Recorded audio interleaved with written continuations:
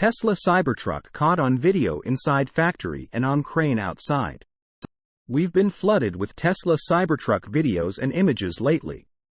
As it seems, various copies of the truck are out testing, often at the factory's tracks, out driving on public roads, and inside and outside the factory in footage that can't always be easily explained.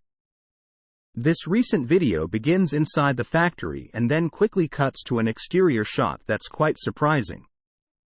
Tesla hasn't tried to hide the Cybertruck, which would be a tough task.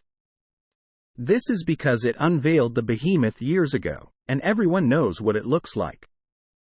However, we still don't have all the details related to its final design, so folks are watching closely for changes to various prototypes. That said, now that there's just so much footage and so many images being shared around, it's getting more difficult to know for sure what's recent and what may be older material that's being reshared for attention. We can't yet embed the video here, but we've included screenshots below so that you can see what's happening.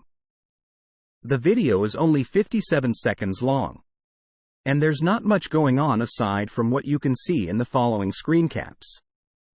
Source: reposted and summarized from Stephen Loveday at Inside EVS.